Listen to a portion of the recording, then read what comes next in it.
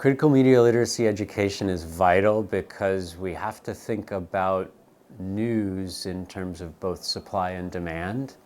And without a demand for high quality news that serves the public interest, there's no motivation for most of the, quote, mainstream corporate news outlets to provide that. And so I think critical media literacy provides people with the tools they need to be, if we're going to use that consumer model, to be shrewd, informed consumers.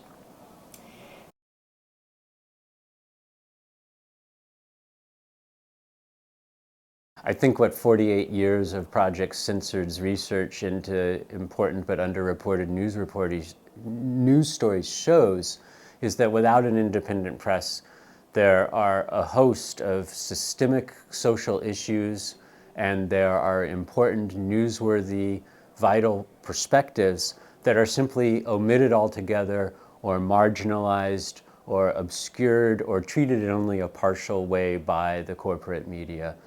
So put another way, I think independent news media act as a check on the otherwise unrestrained power of the corporate media to influence public opinion.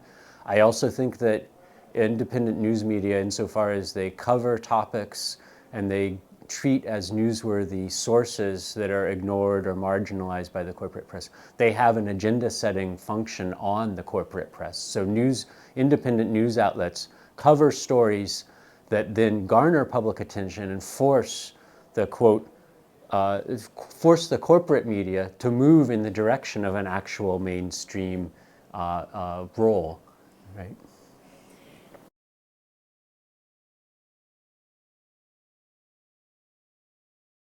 Well, we know we can't have robust democracy without informed citizens, right? And I think there are a lot of political forces at work now to basically have a hollow, ultimately meaningless version of democracy where people vote, but they're not well informed.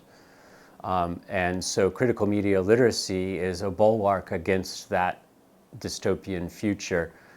The more people are able to make sense of the news that they receive and perhaps then make choices to seek out independent sources, the better they will be informed about what's happening in their communities, the better they will be able to make decisions in their own self-interest when they go into the voting booth.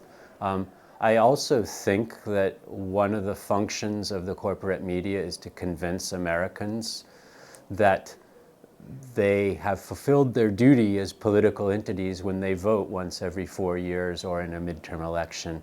And I think part of what independent media shows that is often missing from corporate news media is the idea that there are so many more ways of being political, and being political in an everyday way that isn't hinged on an election cycle.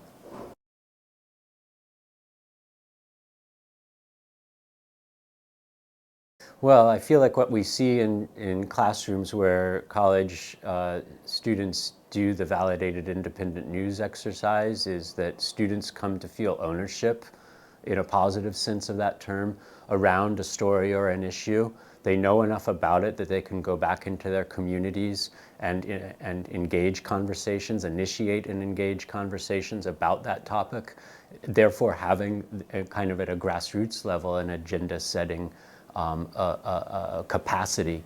And I think if we're going to talk about a revitalization of democracy in this country, that's one of the things that personally gives me hope, and one of the things I'm most proud of in terms of Project Censored's commitment to continuing to be a student-driven organization, right? The work we do, the mission we do, is in many ways driven by students, and that sets us apart from other organizations that do critical media literacy or that serve an important watchdog function when it comes to news and news censorship.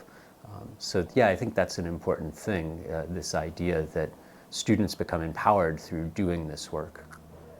I think, in the 2023 yearbook, we have at least 3 stories about the role of dark money in politics, and this isn't only electoral politics. It's Supreme Court justice nominations, the whole gamut of what politics consists of. So I would say, and one of those stories in the book is about how there are efforts in state legislatures across the country to make it more difficult to track dark money in politics. So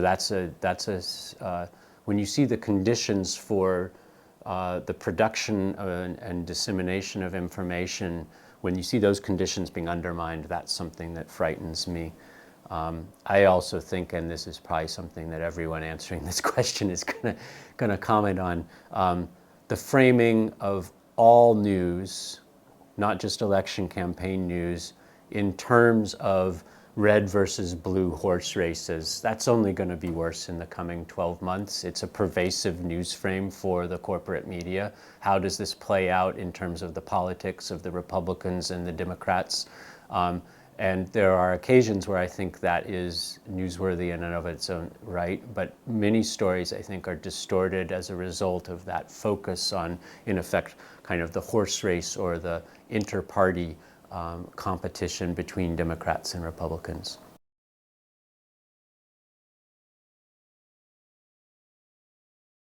I think it's so important to reiterate that point I made earlier, that I think the independent press serve as this powerful check on the corporate media, and can be leaders in the sense of spurring the corporate media to cover stories and to treat as newsworthy people who are otherwise marginalized or excluded altogether from definitions of what counts as newsworthy.